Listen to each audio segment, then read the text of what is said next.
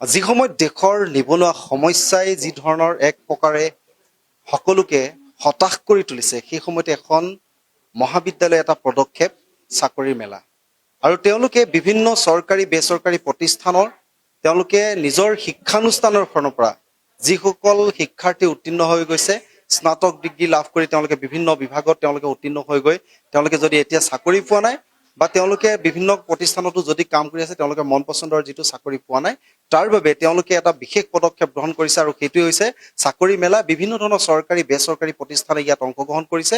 প্ৰায় 30টাকৈ চৰকাৰী বেচৰকাৰী প্ৰতিষ্ঠান আছে। আৰু এই মুহূৰ্তত আমি কৈছো যে নিবনুৱা সমস্যাক লৈ দেশজুৰি যিটো ধৰণৰ এক প্ৰতিক্ৰিয়া সৃষ্টি হৈ থাকে যে নিবনুৱা যুৱক যুৱতীসকলক সংস্থাপন কেনেদৰে দিয়া হ'ব বা চৰকাৰী হওক বা বেচৰকাৰী ভাল ভাল যিবোৰ কোম্পানী আছে, বহু যুৱক যুৱতীয়ে সেই কোম্পানীসমূহত কেনেদৰে তেওঁলোকে ইণ্টাৰভিউ দিবলৈ যাব বা পৰীক্ষাত অৱতীৰ্ণ হ'ব, এই কথাবোৰ বহুতে হয়তো জ্ঞাত নহয়। কিন্তু শিক্ষানুষ্ঠানখনৰ এটা বিশেষ পদক্ষেপ, মই গোটেই কথাখিনি জানিবলৈ চেষ্টা কৰিম। যিহেতু ইয়াৰ অধ্যক্ষগৰাকী আছে, পোনে পোনে মই আপোনাৰ ওচৰলৈ আহিছোঁ। প্ৰথমতে আপোনাক স্বাগতম জনাইছোঁ দা নিউজ প্লাছলৈ।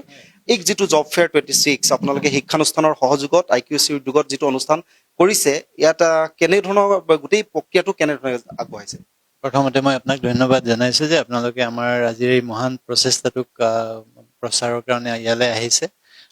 এখন শিক্ষানুষ্ঠান হিচাপে এইটো আমাৰ দায়িত্ব হয়, কৰ্তব্য হয় যে আমি অকল ডিগ্ৰী দিয়াৰ কাৰণে শিক্ষানুষ্ঠানখন গঠিত কৰা বা অনুষ্ঠিত কৰা হোৱা নাই। ইয়াতে আমি যাতে ইয়াৰ পৰা ওলোৱা ল'ৰা ছোৱালীখিনি যিখিনি ইয়াৰ পৰা উত্তীৰ্ণ হৈ যাব, তেওঁলোকক যাতে এটা সঠিক পথৰ সন্ধান দিব পাৰো, যাতে নিজে নিজৰ ভৰিৰ ওপৰত থিয় হ'ব পাৰে।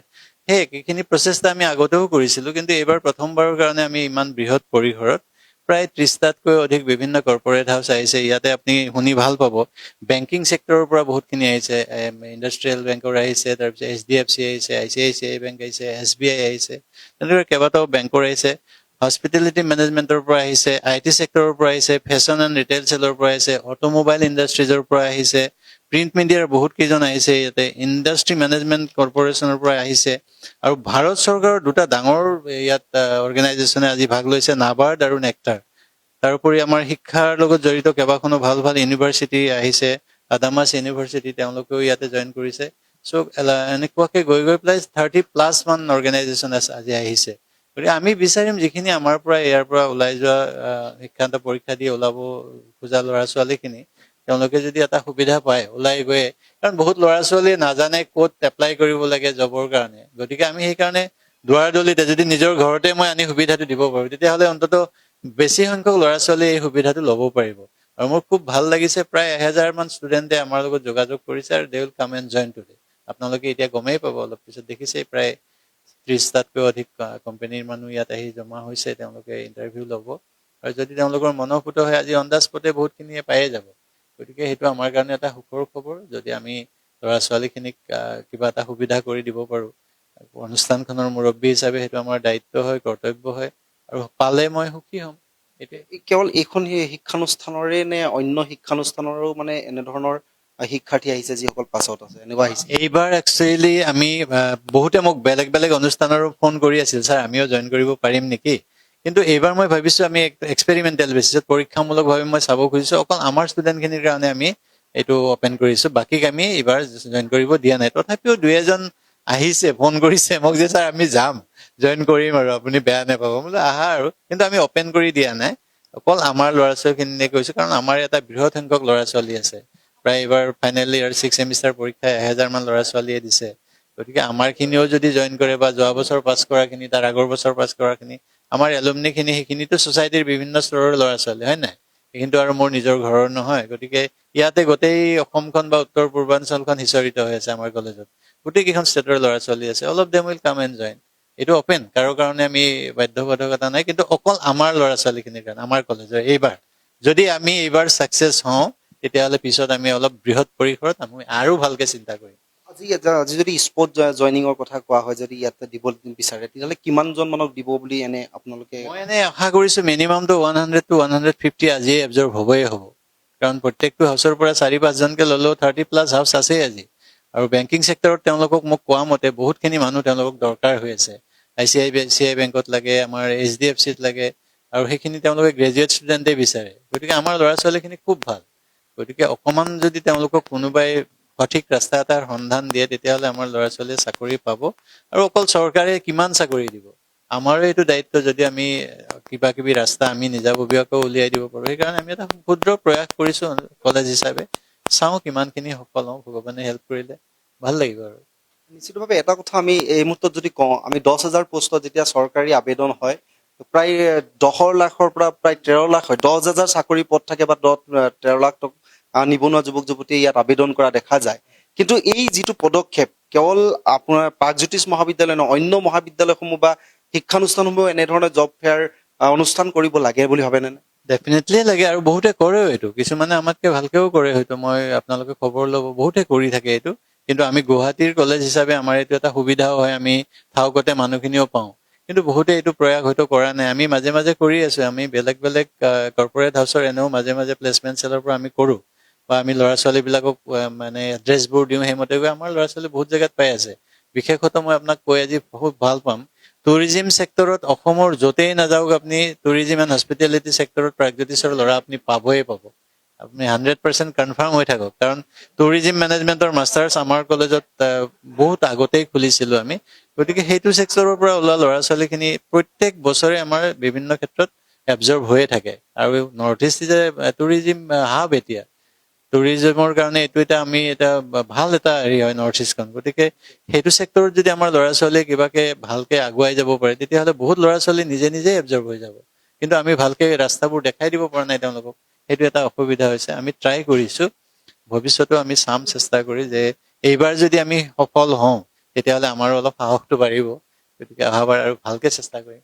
নিশ্চিতভাৱে চাওক, আমি এই মুহূৰ্তত এটা কথা ক'ব লাগিব, প্ৰাইভেট বহু শিক্ষানুষ্ঠান আছে এনেকুৱা হৈছে যে তেওঁলোকে ডিগ্ৰী, তেওঁলোকে কেৱল চাৰ্টিফিকেট বিক্ৰী কৰে বুলি নিচিনা এটা ব্যৱসায়হে যেন কৰি আছে। এনেকুৱা ধৰণৰ বহু কথা আছে, কাৰণ জব প্লেচমেণ্টৰ ক্ষেত্ৰত তেওঁলোকে কোনোদিন এনেধৰণৰ পদক্ষেপ লোৱা নাই, বা শিক্ষাৰ্থীসকলক যিসকলে তাৰ পৰা পাছ আউট হয় তেওঁলোকক কিন্তু কোনোদিন তেওঁলোকে এনেধৰণে কোনো ধৰণৰ প্ৰশিক্ষণ বা তেওঁলোকে কোনো ধৰণে কেতিয়াও কোনো চৰকাৰী চাকৰিত কেনেধৰণে এপ্লাই কৰিব, কেনেধৰণে আবেদন কৰি কেনেধৰণে পৰীক্ষাসমূহত অৱতীৰ্ণৰ বাবে তেওঁলোকে কি কি ধৰণৰ ক্ৰাইটেৰিয়া বা কেনেধৰণে তেওঁলোকে অধ্যয়ন কৰিব লাগে, এই কথাবোৰ কিন্তু বহু ক্ষেত্ৰত দেখা যায়। ব্যক্তিগত যিবোৰ শিক্ষানুষ্ঠান থাকে, যে দেখা গৈছে যে য'তে ত'তে সেই ব্যক্তিগত শিক্ষানুষ্ঠান কেৱল ব্যৱসায়িক ভিত্তিত তেওঁলোকে গঢ় লৈ উঠিছে, কিন্তু এনেধৰণৰ কাম কৰা নাই। এই ক্ষেত্ৰত মই আৰু এটা আপোনাক সুধিবই লাগিব, যাৰ আজিৰ দিনটোত যদি আমি ব্যক্তিগত শিক্ষানুষ্ঠানৰ কথা বহু ক্ষেত্ৰত দেখা যায় যে বহুত অভিযোগ থাকে যে এনেধৰণে কেৱল অকল ডিগ্ৰী চাৰ্টিফিকেটখন তেওঁলোকে বিক্ৰী কৰিবৰ কাৰণে বিভিন্ন ধৰণে তেওঁলোকে শিক্ষানুষ্ঠান খুলি লৈছে। কিন্তু এই যিবোৰ প্ৰক্ৰিয়া বা কেনেধৰণে আবেদন কৰে, বহু শিক্ষাৰ্থীয়ে হয়তো চাকৰিত ইণ্টাৰভিউ দিবলৈ গৈ বহুবাৰ কিছুমান তেওঁলোকৰ মনত ভয় থাকে বা তেওঁলোকে জনা বস্তুটো পাহৰীয়া হয়। এই যিটো প্ৰশিক্ষণ, এই প্ৰশিক্ষণটোৱে অনাগত সময়ত বা এই ব্যক্তিগত শিক্ষানুষ্ঠানে এই এনেধৰণৰ প্ৰশিক্ষণৰ ক্ষেত্ৰত বা শিক্ষাৰ্থী ভৱিষ্যতৰ ক্ষেত্ৰত কেনেধৰণৰ পদক্ষেপ লগাবলৈ ভাবে আপুনি? এইটো এটা খুব আপুনি গুৰুত্বপূৰ্ণ প্ৰশ্ন সুধিছে। হয়, এতিয়া আমাৰ স্কুলবিলাকতো আৰু য'তে ত'তে আজিকালি বিভিন্নজনে কাৰোবাৰ অলপ যদি পইচা পাতি আছে আৰু ধৰক ব্লেক মানি থাকিলেতো সেইটো আৰুৱেই সুবিধা হয়। আজিকালি শিক্ষাটো এটা ভাল ব্যৱসায় দেই, মই আপোনাক ক'লো এতিয়া এইটো গুড প্ৰফেশ্যন, শিক্ষা আৰু স্বাস্থ্য। সেইকাৰণে আপুনি চাব আজিকালি যাৰ অলপ বেলেগ ধৰণৰ অন্য ধৰণে উপাৰ্জন থাকে, তেওঁলোকে either they go' for the educational institute or for hospital. Either hospital বনায় নহ'লে এডুকেশ্যনেল ইনষ্টিটিউট বনায়। এতিয়া তাৰ ভিতৰতো ব্যক্তিগত খণ্ডতো বহুত ভাল ভাল শিক্ষানুষ্ঠান আছে। সেইবিলাক আমাৰ ভাৰতবৰ্ষৰ প্ৰেক্ষাপটতো ভালে ভালে, এতিয়া বিৰলা ইনষ্টিটিউট অফ টেকনলজি, এইবিলাক ব্যক্তিগত, কিন্তু সেইবিলাক ইণ্টাৰনেশ্যনেল লেভেলত ফেৰ মাৰিব পৰা। কিন্তু অসমত যিবিলাকে খুলিছে তেওঁলোকৰ বহুতে পঢ়া শুনাৰ লগত লিংক নথকা মানুহে শিক্ষানুষ্ঠান খুলিছে। এইটো অপ্ৰিয় হলেও সত্য কথা। নিজে হায়াৰ ছেকেণ্ডাৰী বা কিবা মেট্ৰিক পৰ্যায়লৈ পঢ়া মানুহ তেওঁলোকে এখন স্কুল বা কলেজ খুলি বহি আছে। He or she doesn't know about the education. কিন্তু পইচা আছে কাৰণে বিল্ডিং বনাইছে, কিছুমান এমপ্লয়মেণ্ট দিছে। তো এটা ভিজন যদি আপোনাৰ নাথাকে, মানুহজনে নিজেও জানিব লাগিব, যোনে শিক্ষানুষ্ঠান চলাব তেওঁৰতো এটা ভিজন থাকিব লাগিব যে he or she should know what to do and how to do. কাৰণ এতিয়া চেঞ্জিং চিনাৰিঅত এই যে আজিৰ পৰা 30 বছৰ আগৰ যিটো শিক্ষণ পদ্ধতি বা যিটো পদ্ধতিৰে আমি ল'ৰাটো বা ছোৱালীজনীক শিকালে সি এটা চাকৰি পালেহেঁতেন, সেইটো পদ্ধতিৰে আজি শিকালে নহ'ব। গতিকে আজিৰ পৰিস্থিতিত, আজিৰ পৰিপ্ৰেক্ষিতত প্ৰয়োজন হোৱা যিটো শিক্ষা পদ্ধতি আছে, সেই পদ্ধতিৰে আমি শিকাব লাগিব। Yes, it is a collective responsibility. আমি শিক্ষানুষ্ঠানৰ মুৰব্বী হিচাপে আমি অনুভৱ কৰোঁ যে অকল ডিগ্ৰী দিয়াটোৱে এখন অনুষ্ঠানৰ প্ৰধান আৰু প্ৰাইমাৰী বা মূল লক্ষ্য হ'ব নালাগে। আমি লগে লগে এটা কথা আৰু চাব লাগিব, সেই ল'ৰাটো বা সেই ছোৱালীজনী যে আমাৰ মানৱ সম্পদ বুলি কয়, হিউমেন ৰিচোৰ্চটো সম্পদ হিচাপে ৰাখিব পাৰিলে ভাল। সি যদি আপদ হয় তেতিয়াহ'লে সেইটো বিপদ হ'ব। সম্পদ যেতিয়া আপদ হয় তেতিয়া সমাজৰ বিপদ হয়। সেইকাৰণে মই কৈছো সম্পদটোক হিউমেন ৰিচোৰ্চক আমি ৰিচোৰ্চ হিচাপে ইউটিলাইজ কৰিব পাৰিলে পৃথিৱীখনৰ ভাল হ'ব। আজি কিছুদিন আগতে আপুনি নিটৰ পেপাৰ আউট হৈ গ'ল, হয়নে নহয়? প্ৰায় 20 লাখ ল'ৰা ছোৱালীৰ ভৱিষ্যতক লৈ কোনোবাইতো গণ্ডগোলটো কৰিছে। গতিকে we must be very careful about that. তাত আপোনাৰ ল'ৰা থাকিব পাৰে, মোৰ ল'ৰা থাকিব পাৰে। মোৰ নিজৰ ল'ৰাটো বা ছোৱালীজনীৰ যেতিয়া অনিষ্ট হ'বতো মই আঘাত পাম ন। গতিকে why don't you think about the other people? সমাজখনত মোৰ ইয়াত পঢ়া প্ৰত্যেকগৰাকী ছাত্ৰ ছাত্ৰীয়ে মোৰ নিজৰ বাচ্চাৰ নিচিনা। গতিকে মই I should take care of them. আৰু সেই কথাটো উদ্দেশ্যটো আগত ৰাখিয়ে আমি সময়ে সময়ে আমি খবৰবোৰ দি থাকো। আমাৰ কেৰিয়াৰ কাউন্সেলিং চেলৰ পৰা আমি বিভিন্ন যিবিলাক লিফলেটবোৰ ওলায়, বেংকৰ চাকৰি ওলায়, আমি ইণ্টিমেশ্যনবোৰ আমাৰ ৱেবছাইটত দিওঁ যাতে সিহঁতে এপ্লাই কৰে। আমি পাৰ্চনেলি তেওঁলোকৰ লগত কমিউনিকেট কৰোঁ যে অমুকত চাকৰি ওলাইছে, যাতে এপ্লাই কৰে। ট্ৰাইটো কৰক। আৰু পাইছো, আমাৰ বহুত ল'ৰা ছোৱালী তেনেকে চাকৰি পাইছে। আমি নিজাববীয়াকে এইবাৰহে আমি এনেকে ডাঙৰকে এটা জব মেলা পাতিছো, কিন্তু আগতেও আমি কিন্তু বিভিন্ন ল'ৰা ছোৱালীক হেল্প কৰিছো যে how to get the job.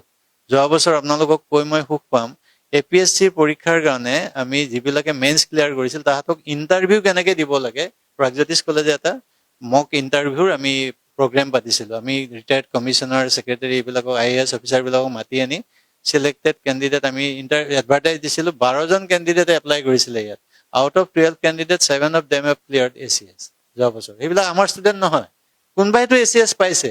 সিটো এদিন হ'লে মনত ৰাখিব যে প্ৰাগজ্যোতিষ কলেজে আমাক এইটো হেল্প কৰি দিছিল। আৰু ইমান ধুনীয়াকে তেওঁলোকক শিকাই দিছিল। আৰু সিহঁতে আহি আমাক পিছত কৈছে যে ছাৰ প্ৰাগজ্যোতিষ কলেজৰ ইণ্টাৰভিউটো দি আমি কনফিডেন্স লেভেলটো ইমান বাঢ়িলে যে আমি ফাইনেল দিবলৈ আমাৰ সুবিধা হ'ল, আৰু তাৰ কাৰণে আমি ACS ক্লিয়াৰ কৰিব পাৰিলো। নিশ্চিতভাৱে চাওক, আমি এই মুহূৰ্তত ক'বই লাগিব প্ৰাগজ্যোতিষ মহাবিদ্যালয়ে আজি যিটো পদক্ষেপ গ্ৰহণ কৰিছে, এই পদক্ষেপটো খুব এটা সুন্দৰ পদক্ষেপ। আৰু মই একেবাৰে শেষত এটাই কথা সুধিম, যেতিয়া আপোনালোকে গোটেই পৰিকল্পনাটো কৰিছিলে যে এনেকে এটা জব ফেয়াৰ পাতিব লাগে, আপোনালোকে যিবোৰ কোম্পানী বা যিবোৰ চৰকাৰী বিভাগৰ লগত আপোনালোকে কথা পাতিছিলে, যেতিয়া ৰেছপন্সটো কেনেকুৱা আছিলে? Response was very good. আচলতে এই গোটেই কথাখিনিৰ কাৰণে মই আজি ধন্যবাদ দিব লাগিব আমাৰ IQAC-ৰ কোঅৰ্ডিনেটৰ ডক্টৰ অৰ্পিতা দাস, আমাৰ কেৰিয়াৰ গাইডেন্স এণ্ড প্লেচমেণ্ট চেলৰ সমন্বয়ক যিগৰাকী আছে ডক্টৰ গাৰ্গী শৰ্মা, আমাৰ ভাইচ প্ৰিন্সিপাল মেম, তেখেতসকলে এই গোটেই আইডিয়াটো প্ৰথমতে ভাবি পেলাই মোক এদিন সুধিব আহিছিলে, ছাৰ আমি এনেকুৱা এটা চিন্তা কৰিব পাৰোঁ নেকি? তেতিয়া মই বোলো ডেফিনেটলি পাৰি। আৰু ইন দ্য মিন টাইম যিকোনো খবৰৰ বাবে যোগাযোগ কৰক আমাৰ এই নম্বৰত 9181 307 2221।